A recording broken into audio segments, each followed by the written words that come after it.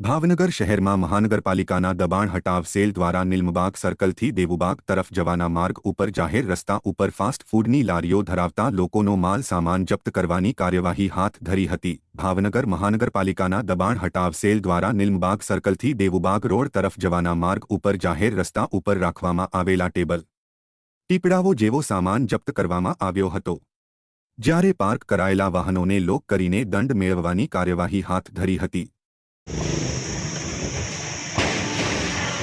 भैया आओ।